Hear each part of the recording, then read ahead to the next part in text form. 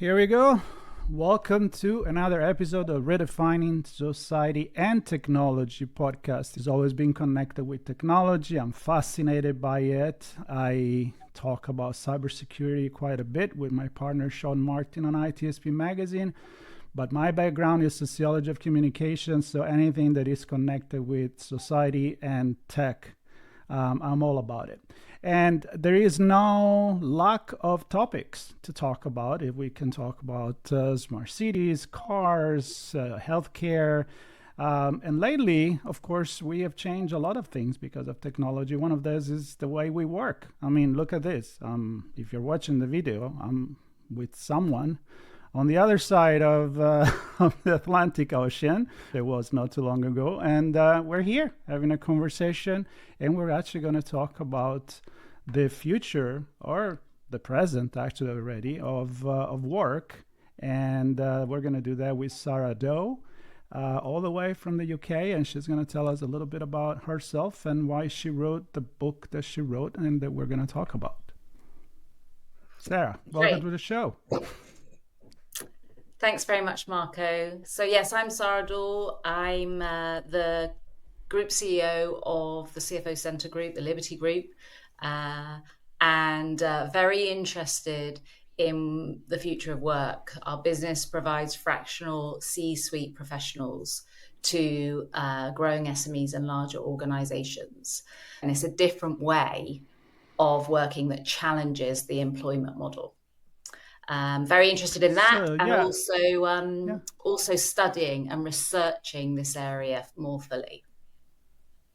Good. We need to understand what's going on. As I often joke, do we use technology to improve our life, our experience, the way humanity works and the way we interact with people, or are we just sucked in by what I like to call blinking lights and funny noises and we just follow what is possible? So doing some research, understanding the psychology and how things has been changing, I think is very important. How did you get passionate about this? What's the background and the reason why you started working in this field? Yeah, so it goes back over 20 years now, and actually it was from necessity. So I'd left corporate and done an MBA, and then was thinking about my next move back into the working environment. I just got married and I was having a family, and I couldn't see myself holding down a really high-powered corporate role and being there for my children. And yet I couldn't also see a job that enabled me to do that. So at the time, it was just the concept of a part-time or fractional CFO was just beginning to arrive in the world. And I was a CFO. I'd done that role. And I thought, I can do this. So set myself up. Actually, after talking to someone who had a portfolio of non-exec roles, I thought, actually, I could work with a portfolio of SMEs. They don't need me full-time. They don't want my skill set full-time. They can't afford it full-time, but they do need it. So I could work with 3, 4, 5 of them, however many days I wanted to work. And I could also spend perhaps some of my week with my children and bring them up and be close to them. And I could work locally with these businesses. So that's how it started. I connected with my business partner, and he was already doing it and had founded the business. I joined up and off we went. So it was disillusionment with corporate life and the fact that I wanted flexibility, variety, control over my life, agency, and I couldn't see how I could do that in an employed environment. Yeah, many times good things come from necessity, right? It makes you think. Yeah. So my experience for the longest time has been to work in advertising and branding, and I feel like when you do that, you're always kind of part-time. You're kind of fractional because you work with a lot of different companies. You're a consultant. So let's get into, we didn't used to call it fractional. And now, even in cybersecurity, there is fractional CISO, fractional CMOs, and all of that. So can you help us and the audience maybe understand and the definition of that, especially because you focus on C-level. So it's not a part-time as any job, but actually being a C-suite level of part-time. So let's help me to define that.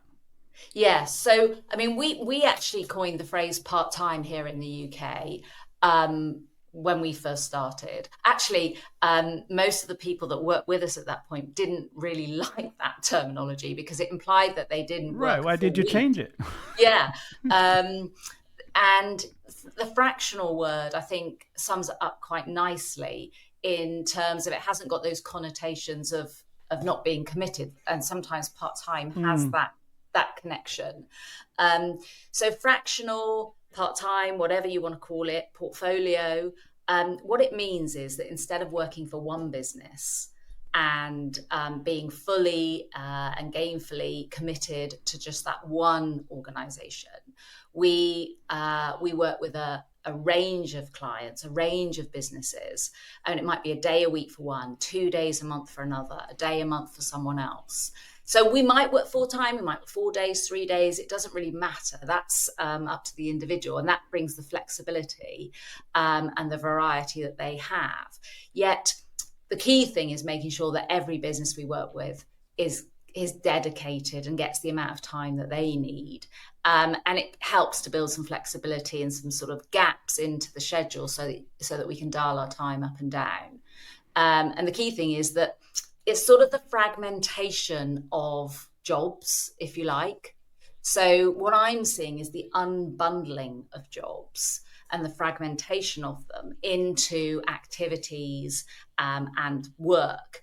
And by the unbundling happening, it means that we can sort of sort through the requirements of the job, and fractional C-suite individuals can pick up the elements of the roles that suit them and deliver value to the clients and the businesses they work with. And it doesn't have to be packaged up in a full-time role anymore.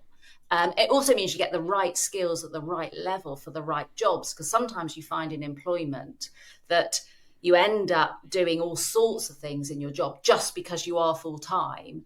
And actually, it could be some of those roles and jobs could be served by, different individuals and different skill sets at different levels. So it's quite an efficient way of doing things, but it's very different to packaged up full-time roles. Yeah, I agree. The part-time is like, you're part-time, so you don't really work here, right? Like, no, I work here, just part-time. The fractional, I feel, I agree. It's more of I'm dedicated to a specific task, a specific role, and I'm now going to stay here. And as we used to say in the past, in Italy, to just warm up the chair just because I have to sit here for that amount of time. Now, let's dive into the core of what this podcast really is about, which is how technology is helping to change society and the other way around. So the role, are we able to do this nowadays more effectively because of technology? I think I know the answer, but maybe you want to dive deeper into it. And what do you think has been really, is there been like a moment or a tipping point where company started to accept something like this, instead of just like, if you're not here, I don't know what you're doing. I don't know if you really are working. Yeah, it's a really good point. So, I mean, if I take us through the big changing point, I mean, we've been doing this for 25 years.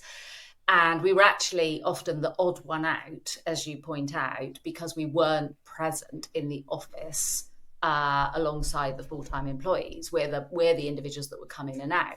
However, obviously COVID came along. I was bound to say that. And that normalized this way of working. Obviously, technology played a huge part here because we all had to suddenly, work from home, switch on our computers, learn how to do remote video conferencing. Now, we were doing this before COVID. So actually nothing changed for some of us, but it's almost like the world caught up. And what's interesting is that the business owners that we work with began to realize through experience that you didn't have to be sat next to each other in an office to deliver value, because no one was doing that then. And actually, what was really interesting was that the relationships actually probably got a lot deeper during COVID, even though we were further away physically. So the technology filled that gap and enabled us to feel much closer to each other, because it was the only way that we could communicate often that in that environment. And the lines blurred as well, quite a lot around how the cadence of the work. So before it would be complete days, perhaps visiting an office, and then through the pandemic and since then, the lines have blurred, and the packaging of interaction of time has fragmented into smaller parcels, if you like. And we spend parts of days and hours at a time working with various different clients through using the technology. And there's a bigger feeling of closeness because there's more frequent interaction. So when we surveyed the businesses we work with, they're telling us that they feel closer to us, interestingly, post-pandemic than before. That's interesting. So one of the point I make all the time is the line between real world and virtual world, it doesn't really exist anymore. I mean, there is the analog, there is the digital, but we all live, unless you live in the woods somewhere, you interact with both. And honestly, as you say, when I talk to people, and I've been doing this for a long time, recording a podcast, I established a relationship with them. And I mean, you get to know each other. Either you're sipping that coffee on a table at a coffee shop or in an office or in a meeting room, or you're doing it remotely. I mean, I still feel like, we're still being human. I know for a lot of people it's a stretch, but you talked about kind of, if I remember well, like owning your work again, like having a sense of explain that, like yes, because you're not sharing the environment, because you are in control of what you do, you kind of like take back a certain level of ownership. Yeah, so the key thing in my research, which I talk about in my book, Strategy and Leadership as Service, this way of working, is that we've moved from the payroll to an access role. So we're not employed, but the businesses that we work with access our services and pay as they go, which is sort of like the way to describe it that I find that's quite useful is describing it as we're the Spotify of the C-suite. So what I realized in my research was that, because I wanted to know why our business model worked. Why do we have long-term relationships with businesses in the absence of employment contracts? What else is holding these relationships together? So I started looking at other access economy models where you access services rather than owning them. And so the likes of the disruptive business models of Uber, of Netflix, of Spotify, those businesses. And what I realized was that a number of those businesses through my research was that they have something called psychological ownership, some of them baked into their models. So if you take Spotify, even though we don't own the music, so we haven't got this, it's not CDs sat on bookshelves anymore. I mean, obviously some of us still do that, but that isn't that model, taking up space in our homes. Instead, we are accessing vast quantities of music that we know other people are listening to at the same time. We're logging on, we're scrolling down, and we're curating our music. And because there's things like control of what music you listen to, how you put your playlist together, all that sort of thing, that breeds ownership, feelings of ownership, even though we know logically we don't own that music, we're just accessing it. So that was what I wanted to look into in my business, was to just look at the relationships we had between the C-suite individuals and the firms they work with to see if the firms felt like and the individuals felt like they were together and belonging to each other, even though they didn't have an employment contract. And that's what I found was that there are certain things that make up psychological ownership. And if you can bake those into the model, it's things like intimacy. It's things like doing things together and co-creating. It's having control. And when I say control of each other, what I mean is we're accessible, available, and approachable for each other. Feeling safe psychologically. If you can bake those things into the relationship, then it sort of doesn't matter that that there's no employment contract, because the relationship's strong anyway. And will thrive for the long term. But you've got to work on it all the time. But that's what I looked into. Do you feel like there are changes, though, that this is going to be a little bit more philosophical, but follow me there. So I just published a few days ago, actually, a conversation with Leslie Shannon. She's a head of Nokia, developing and scouting for the cool new thing. She has the best job in the world. I mean, really. She's really fun. She wrote a couple of books. One is about being native digital, like native digital people that are born at the time and they never even know what the rotary phone is, and they wouldn't even know how to use it apparently, but they're familiar with smartphone. They couldn't even think about a time where smartphone were not there, social media and all of this. And she had an entire approach on how their entire brain, their business model think different, because they're able to think abstract in the digital world, which is also the real world, right? So is there a generational push to make all of this work remotely more acceptable, or even more than acceptable, but actually better? I think it's really interesting to look at the generational changes, like you've just illustrated there with the adoption of phone technology. So if I take that through to the sort of working environment, what I think is quite interesting is the Generation Zs coming through right now are more used to using technology and to communicate and to work. So if I take my children, for example, they like messaging rather than picking the phone up to talk to each other or to talk to someone else.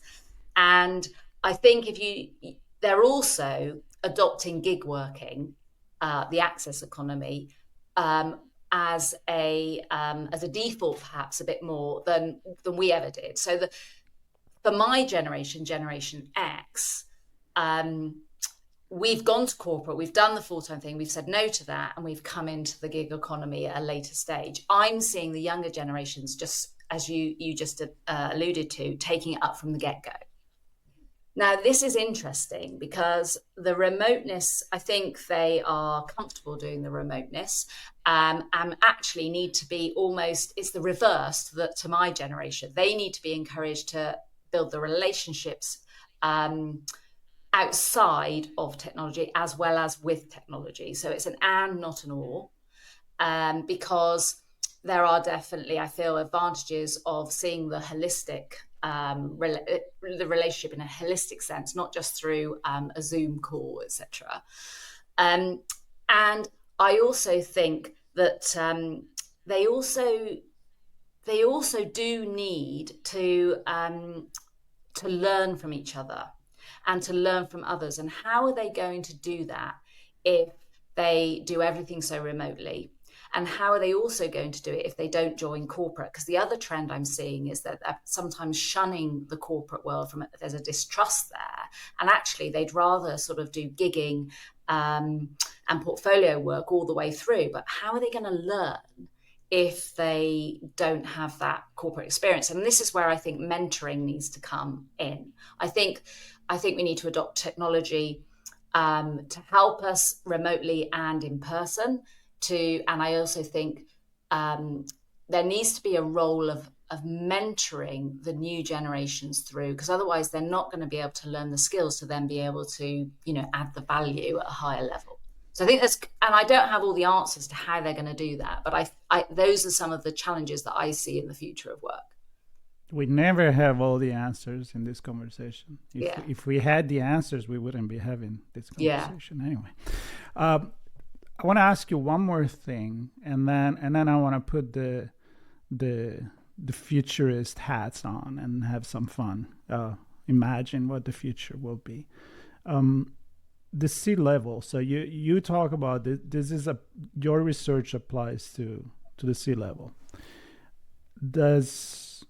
Is exclusively related to them, or what are the vertical or the industry or the type of jobs that eventually could then trickle down to those that are not in the C-level position? And why is it, I'm going to say easier with the air quotes for those listening, I'm doing the air quote, easier for somebody in the management position to actually adopt this kind of work?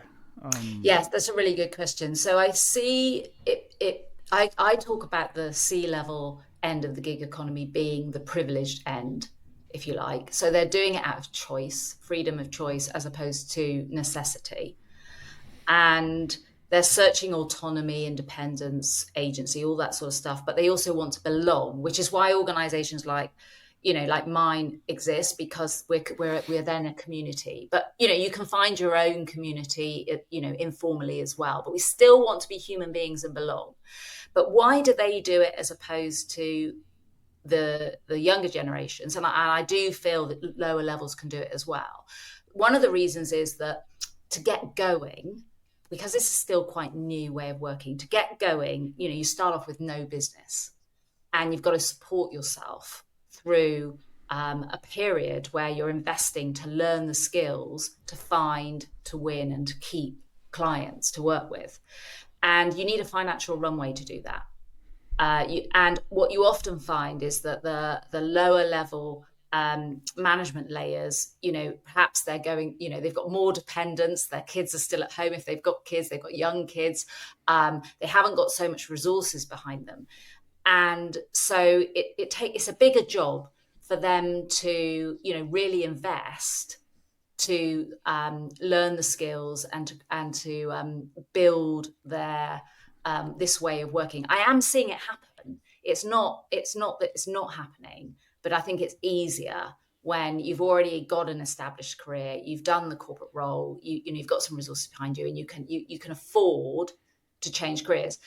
But however, what I am seeing going forward is, if we're going to be living to 100 on average, we're going to be working for 80 odd years, we're going to have multi-careers. There's no doubt about it. And I think there's going to be periods where we're stepping back, and perhaps partners or family members will support us while we invest to do something, to invest to make a change.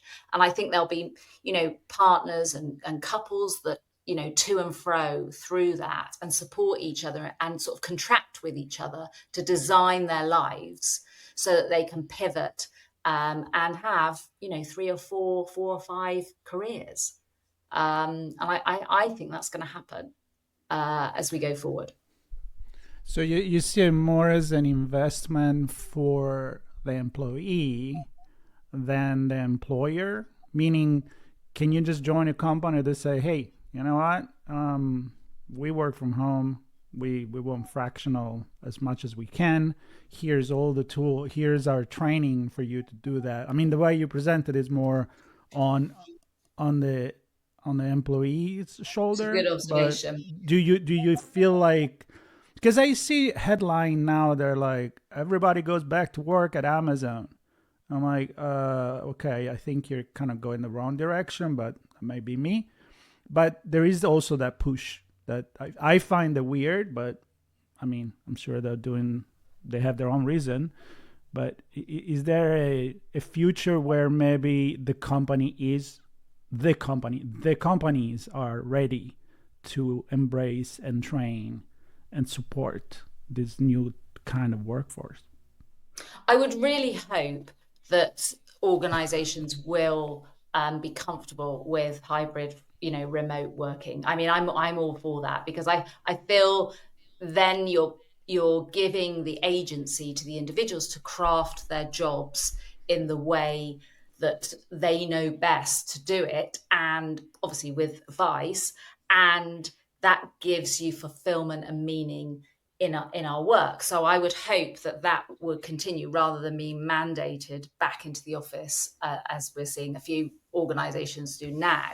In terms of the fractional world, where you're self-employed and independent and working for a range of businesses, I believe that if we're really going forward in time, what I'm seeing at the moment is that even corporates say they need to innovate for the future of work. There's no doubt about it. The individuals that have the cutting edge, leading edge skills that those corporates need to, meet the global challenges that are coming at them are most often self-employed, the digital nomads, the remote workers, doing, and they're getting super exposed to all the tech and issues in a wide variety of ways that corporates could only dream of having internally from their employee base. So the corporates need to engage with these individuals, but these individuals do not want to be employed, because they want to sit on their beaches somewhere, in an environment, in a nice sunny location, in a virtual world, collaborating with peers doing the same thing and learning all these new skills. So I really see that a challenge going forward is for these bigger organizations to learn how to contract with these freelancers. How are they going to contract with them? Because what they're worried about is security. Are these people going to leave them in the lurch? Are they going to go off to a more exciting project? And how do you balance off the fact that you've got these freelancers who can pretty much do what they want because they're delivering the bacon around the content of the work, compared to the employees who are the stable base, the loyal base, but don't have that innovation mindset and skill set. But they're employed. So you've got a blended workforce that these corporates have to manage. I think that's a huge issue going forward. And part of the solution, I think, at the moment, will be to, firstly, you've got to really understand how to engage with these two sets of people, and how they work together. And secondly, that there could be popping up more businesses that are more like the organization that I represent, which is more of an organizer of freelancers. So an intermediary, if you like, that will look after the individual and make sure they're vetted, the right person. They're not going to leave the corporate in the lurch. All the corporates have got to create that skill set internally to manage those freelancers. So those are the sorts of things that I'm seeing. Yeah, and my head is going, because then I think that whatever model works for the C-level, it could eventually, with technology coming through, work for other level as well. And I'm thinking, like in my head, I see remote control robotics and AI, where the supervisor, instead of being present, is just wearing goggles and being wherever in the world they want to be. So with that, let's have fun for 5 minutes and let's talk about what you could envision. So I just throw in there augmented reality goggles, and when Zuckerberg decided to change Facebook into Meta, I was envisioning a metaverse that we don't hear about anymore, but it's still there, where people would just be having meeting in that environment. And then it's like, well, is it really going to be like that? But the point is, the future is going to come no matter.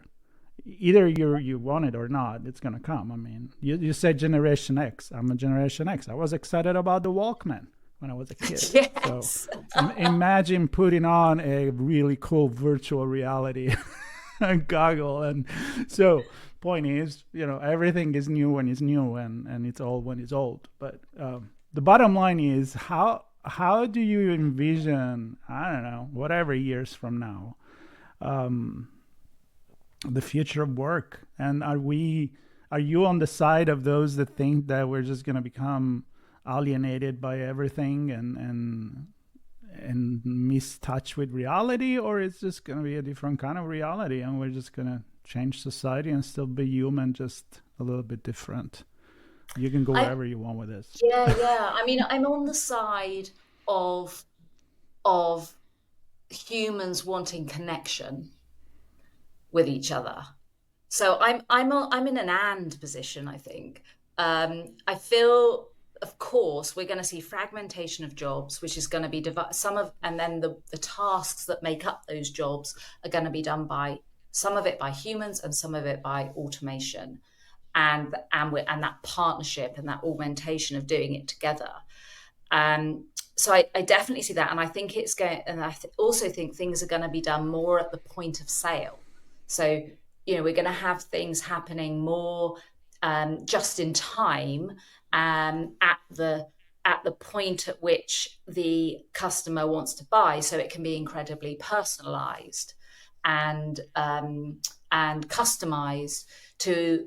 I think we're going to see more and more of that because of the use of technology and the partnership with humans. But I am still very much in the place of, however we partner and work with machines, I feel as humans we are still going to want some human connection between each other.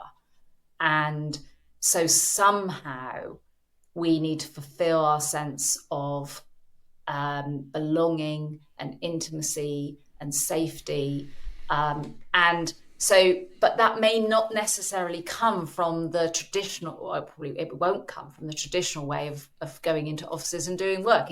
I think it's going to be fulfilled in many other different ways, maybe even communities outside of work, but by task or by discipline. So I do see it being as much more sort of dispersed, and we're not going to be so connected into the community of our work. I think there'll be many communities that we will be part of, that we will draw relationships from, and everything will be much more dispersed and fragmented. But at the end of the day, still think we want that human connection. And I don't know how that's going to come. Well, I love that you put the option, and you highlighted the fact that maybe it's not just one dimension. It's not the dimension of somebody getting a job and when he's after college or after high school or whatever it is, and spending the entire life in that environment where that become your world. And I think you're opening the door to a more, to me, exciting opportunity to change things, to live with different community and fulfill maybe that community need and interrelationship need outside of the work environment, which I think will be a really cool thing. Me personally. Other may not. And if you think about it, if we're going to have multi-stage careers, so the old way is education, employment, retirement. Right. If we're now going to have that much more blurred and not linear like that anymore, but periods of employment, periods of self-employment, periods of learning, which will be dotted throughout a career. We're going to have scenarios where you're going to have older individuals learning brand new things with youngsters, and I think there's a beauty in that, because we're going to have that mix of experience, which I think brings a real richness to learning and perspectives. And that's just one dimension I'm looking at it in terms of age. But I think that's another beauty of everything being mixed up, if you like, and losing this sort of linear, set way of doing things. Yeah. And I think it's happening in education as well. I had a few conversations about that. Big conversation. I mean, obviously, work it's a huge part of our life, our society. I mean, it's very important to look at these, and I thank you for kind of opening this conversation a little bit outside of the C level. So thank you for following me into into the future and a little bit of thinking. And as I'd like to say, if people have more questions than answers when we get to the end of an episode, I think I did my job, and I think you did your job, right? Right, because it's important to question everything, and maybe just because we've always done it that way, it doesn't mean we have to. That's a big thing. Yeah, exactly. Yeah. So, Sara, thank you for stopping by. For everybody listening, your book, Strategy and Leadership as a Service, will be linked here in the notes. We'll connect. I'll share on social media, and we'll stay in touch. And for everybody interested in learning more about what you do, your book, and all your expertise and knowledge, they can get in touch with you. So thank you very much. Brilliant. Thanks very much. Really enjoy being here. Yeah, really enjoy. I hope everybody enjoys. Subscribe, share, and keep thinking. That's the most important thing, honestly. Take care, everybody.